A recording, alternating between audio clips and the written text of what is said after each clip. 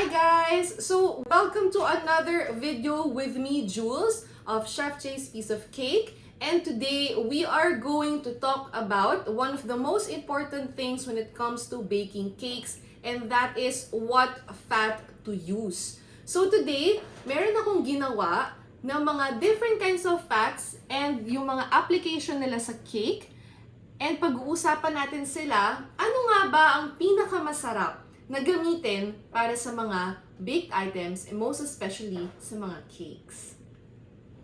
Okay, so sa video na to, isa ding objective natin is to actually know kung ano talaga ang pinaka-best fat to use sa mga cakes natin. Kasi syempre, since marami tayong options, gusto natin malaman kung ano talaga yung the best for us. Kasi for example, hindi lang naman pwede flavor ang kailangan natin i-consider, but also the cost. Dahil syempre guys, nagne-negosyo tayo. Ang gusto natin is makakatipid and at the same time, masarap pa rin yung baked item natin. So ito yung reason kung bakit ko gustong gawin tong video para makita ninyo na kung ano yung mga different applications. And mamaya, titikman ko yan isa-isa at malalaman natin kung ano nga ba yung pinaka-okay. Sa mga new bakers out there, kapag meron silang binibake or nakikita na recipes from the internet, from any books that they read, usually kung ano lang yung nandun, yun at yun lang din yung ginagamit nila. Whereas, ang hindi nila alam actually, maraming kinds of fats na pwede mong gamitin para dun sa recipe mo. And you will actually find out ano ang magiging kakalabasan niya, ano ang application of each fat when it comes to your cakes. So in here, gumamit kami ng 4 kinds of fat.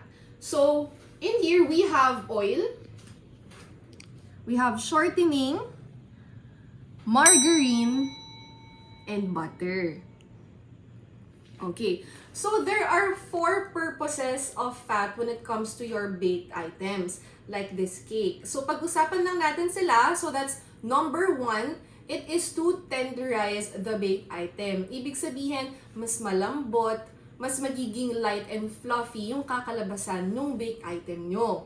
Next is to add moisture. Syempre, sino ba ang ayaw ng moist na cake, di ba? Walang may gusto ng dry na cake. So as much as possible, ang mga bake shops talaga, ang palaging hinahanap ng mga customers and also yung mga bakers is yung recipe na kapag na-bake nila, masarap talaga and very moist. Diyan talaga ang labanan ng mga bake shops.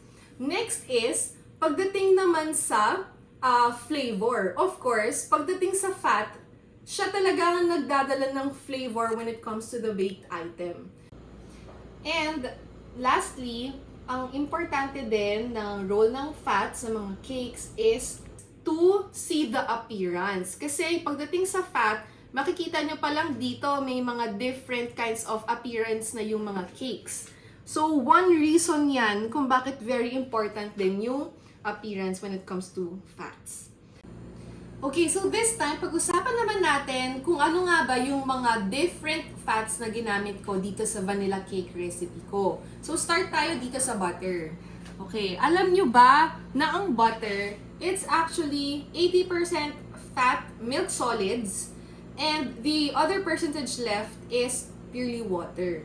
So, ang ibig sabihin nun is hindi talaga siya 100% fat. And so, this is also made from animal fat. So, milk solids yon.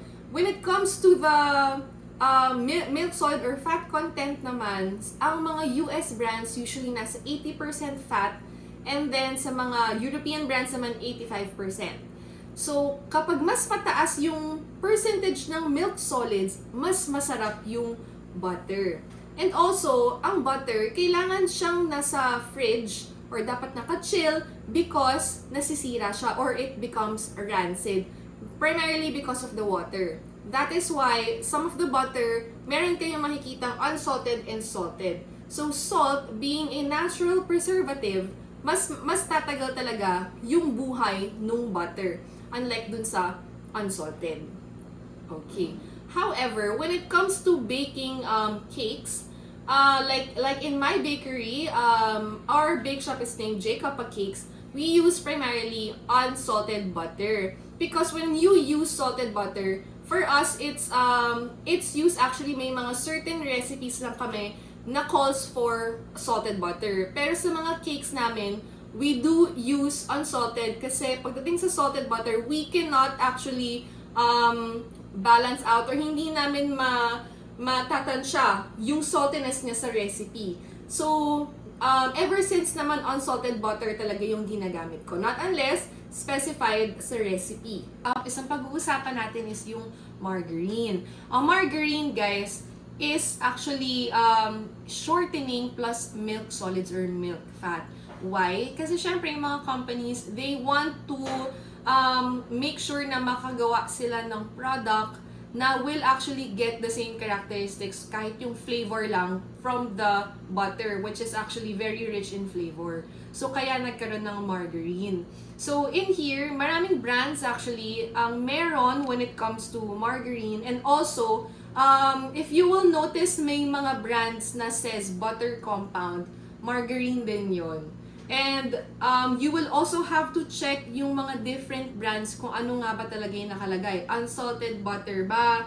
Or butter compound ba sila? Or margarine ba sila? Kasi minsan, of course, sa mga different kinds of marketing strategy, sa packaging pa lang, they will make it look as if it's actually butter. Pero if you will look closely sa mga labels, you have to check. For example, ano ba yung percentage ng butter fat doon? Meron bang ibang ingredients na nandun? So just make sure na kapag bumibili kayo ng mga ingredients nyo, you read the labels carefully. And also, yung mga nasa nutritional facts and other things like that. So maganda talagang aralin nyo muna yung raw ingredients nyo bago kayo mag-bake. Okay. So next is, we are going to talk about shortening. So in here, shortening actually is also solid at room temperature. And hindi siya kailangan ng refrigeration. And of course, way cheaper siya than butter. Kasi syempre ang butter, hindi niya nakukuha yung same flavor profile na meron yon. And also, this is a hydrogenated fat, meaning it came from a vegetable oil. Tapos there's a process called hydrogenation wherein nag-combine sila, and ang outcome na product niyan is yung compact na whitish na parang block. So that is what we call a shortening, sorry. So yun. Okay. Sige na. Okay. So ang last natin na pag-uusapan is yung oil. Okay. So kung akala nyo na ang oil ginagamit lang siya sa cooking at hindi siya ginagamit sa baking, nagkakamali kayo dyan. Kasi alam niyo ba na isa sa mga pinaka nakaka-help talaga na maging moist is yung oil sa cake. So for example, ang pinaka-popular na oil out there is canola oil. So ang canola oil, maganda siya kasi number 1, cheap lang siya, hindi siya super mahal. Number 2, wala siyang aftertaste unlike soybean oil or peanut oil. And then also, it's also 100% fat. And it is liquid in room temperature. So, makikita nyo rin talaga guys kapag na-try nyo yung oil versus butter or margarine or shortening, makikita natin later actually kung ano yung lasa and kung ano yung appearance sa cakes.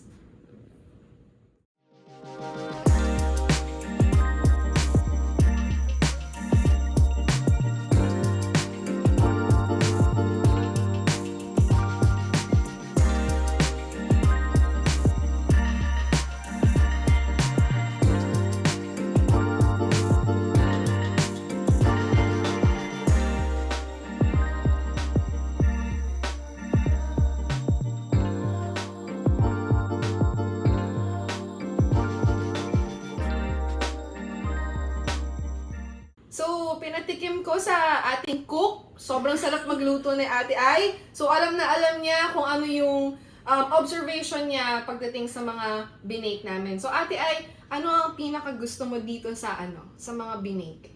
Ito ma'am, yung butter. Yung butter. Bakit ate? Ba't mo siya nagustuhan? Basta gusto ko siya ma'am yung lasa niya. Gusto ko. Yung texture ate, okay ba? Okay. Masarap din. Okay. Ano yung pinaka hindi mo nagustuhan? Okay naman silang lahat na pero yung... May lasa. yun lang yung ano. ito talaga yung the best Okay. para sa'yo. Ah, okay. O, Rube. Dahil ikaw yung cameraman. try mo naman siya. Okay. Okay. Okay, so I hope meron kayong natutunan today and makakatulong ito sa mga recipes sa bake shop nyo or kapag bago lang kayo, at least nadagdagan yung kaalaman nyo when it comes to baking. So, in case na gusto nyo pa malaman yung mga iba't ibang topics about chefpreneurship, about baking, and mga recipe demos, please like and subscribe Chef J's Piece of Cake on YouTube to know more about those things. Okay, so bye guys! Thank you!